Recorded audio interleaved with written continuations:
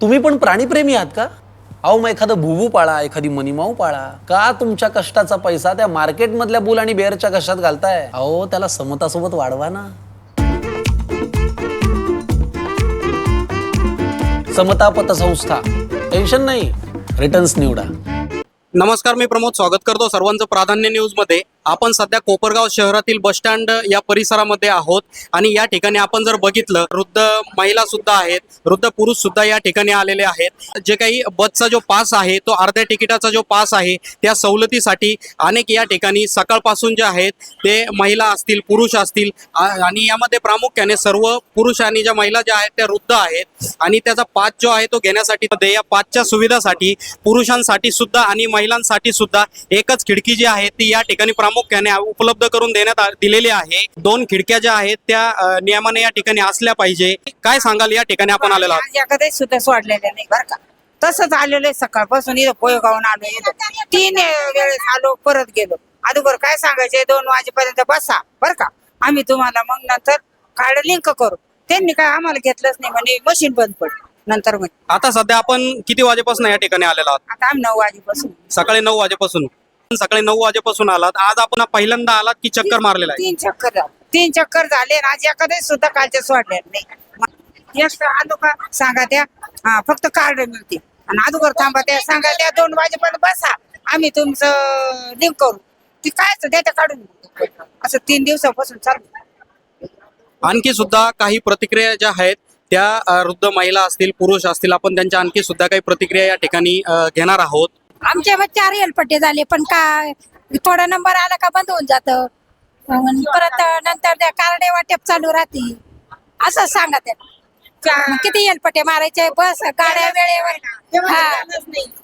काय पण सांगा त्या. आम्हाला बसला परत 6च्या पुढे बस नाही, मग आमची फजितीच होती ना जायला. कुठून आलेला आहात आपण? पोयगाव.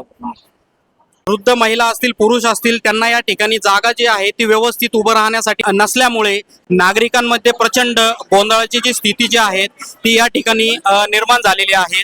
बाबा, काय सांगाल आपण या ठिकाणी आलेला आहात? हे काय एवढ्या अडचणीत एवढं नंबर लावायची काय गरज आहे? काय एवढे पैसे देऊन सुद्धा नंबर लावायचे? बाबा काय सांगाल? काय सांगायचं, फक्त एवढंच आहे का एवढी गर्दी पाहून एक माणूस ठेवलेला आहे माझी त्यांनी. आणि इकडं मारा व्हायची पाळी होती पा. एक माणूस ठेवला. आणि ते नागाचे लोक त्याच्या शेती लावून बाय माणसाला काही बोलत राहत्या. कुठून आलेला आहात आपण? आम्ही रवंदेवरून. रवंदे. हा. कितवा चक्कर आहे आपला या हा, ठिकाणी? 5वा चक्कर आहे माझ्यावर. 5वा चक्कर आहे. आज सकाळपासून कधीपासून आलेला आहात आपण या ठिकाणी? 7:30 पावणे 8ला इथं आलेलो आहे. प्रवाशांकडनं जे काही वृद्ध पुरुष आहेत त्यांच्याकडनं आपल्याला सांगण्यात येते की या ठिकाणी व्यवस्थित जे आहे ती वागणूक जे आहेत ती आम्हाला दिल्या जात नाही. त्याचबरोबर बस स्टँडचे जे काही या ठिकाणी कर्मचारी असतील, अधिकारी असतील, त्यांच्याकडनं व्यवस्थित आमच्याशी बोलल्या जात नाही. त्यामुळे या ठिकाणी प्रचंड गोंधळाची जी स्थिती जी आहे ती कोपरगाव शहरातील बस स्थानक या ठिकाणी निर्माण झालेली आहे. काय सांगाल, कुठून आलेला आहात आपण? मी कोपरगावचीच आहे, टाकळी फाट्यापासून आलेले. तुम्ही बघू शकता इतकी रांग आहे इथे की कार्ड तयार करण्यासाठी पण, म्हणजे मी ऍक्च्युली कार्ड काढण्यासाठी आलेले आणि इथं कार्ड तयार करण्यासाठी सुद्धा पब्लिक उभी आहे आणि कार्ड काढण्यासाठी पण पब्लिक उभी. ही एकच खिडकी इथं.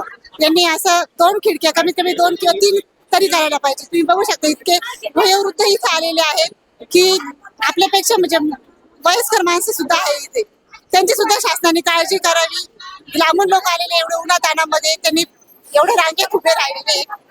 बस माझं एवढंच म्हणणं की 3 खिडक्या तयार करा. आता सध्या नेमकं आपली मागणी काय आहे? माझी एवढीच मागणी आहे की कमीत कमी 3 खिडक्या तयार करावी. कार्ड काढण्यासाठी वेगळी, कार्ड देणाऱ्यांसाठी वेगळी आणि वयोवृद्धांसाठी वेगळी. स्पेशल वयोवृद्धांसाठी तुम्ही वयोवृद्धांकडे जास्त लक्ष द्यावे, एवढी माझी फक्त विनंती आहे. नक्कीच, धन्यवाद. तर या ठिकाणी खरं तर नागरिकांची एकच मागणी आहे की या ठिकाणी एकच खिडकी अवेलेबल आहे. आणि आत्ताच आपण बसलेले जे आहेत ते बस डिपोचे जे काही कर्मचारी आहेत त्यांच्याकडनं माहिती घेतली की त्यांच्याकडनं आपल्याला सध्या सांगण्यात आलेलं आहे की आमच्याकडे सध्या मशीन एकच उपलब्ध आहे. तर आपण त्यांना मनुष्यबळाच्या बाबतीत सुद्धा काही विचारणा केली होती, तर त्यांच्याकडनं सांगण्यात आलं की मनुष्यबळ आहे आमच्याकडे, पण या कामासाठी लागणारं जे मशीन आहे तेच या ठिकाणी एकच मशीन जे आहे ते या ठिकाणी उपलब्ध आहे. आणि पुरेशा खिडक्या ज्या आहेत ते या ठिकाणी अवेलेबल नसल्यामुळे नागरिकांमध्ये प्रचंड गोंधळाची परिस्थिती जी आहे ती या ठिकाणी निर्माण झालेली आहे. आणि प्रचंड नागरिक जे आहेत ते या ठिकाणी सकाळी 7 ते 8 वाजेपासून या ठिकाणी उभे आहेत रांगेमध्ये. जवळजवळ 4 ते 5 तास झालेले आहेत आणि त्याच 4 ते 5 तासामध्ये प्रचंड नागरिक जे आहेत ते या ठिकाणी उपलब्ध आहेत. पण बस स्थानकामध्ये एकच मशीन जे आहे ते या ठिकाणी अवेलेबल आहे आणि या ठिकाणी प्रचंड गोंधळाची परिस्थिती जी आहे ती या ठिकाणी निर्माण झालेली आहे. म्हणून सध्या संबंधित या ठिकाणी जो काही विभाग असेल त्यांनी लवकरात लवकर ग्राहकांची जी सेवा जी आहे ती लवकरात लवकर सुरळीत करावी अशी मागणी जी आहे ती नागरिकांकडून सुद्धा केली जात आहे. आणि प्रचंड गोंधळाची जी स्थिती जी आहे ती कोपरगाव शहरातील बस स्थानक या ठिकाणी निर्माण झालेली आहे. तर प्रवाशांची सर्व जे वृद्ध पुरुष असतील महिला असतील त्यांच्याकडनं या ठिकाणी खरं तर एकच मागणी जी आहे ती केल्या जात आहे की या ठिकाणी लवकरात लवकर जी व्यवस्था जी आहे ती सुरळीत करण्यात यावी. पैसे देऊन सुद्धा टायमावरती जे काही आम्हाला या ठिकाणी सुविधा जी आहे ती मिळत नाही. तर लवकरात लवकर या ठिकाणी जी व्यवस्था आहे ती सुरळीत करण्यात यावी. रिपोर्ट प्रमोद पवारसह कॅमेरामन शिवकुमार इंगळे, प्राधान्य न्यूज, कोपरगाव.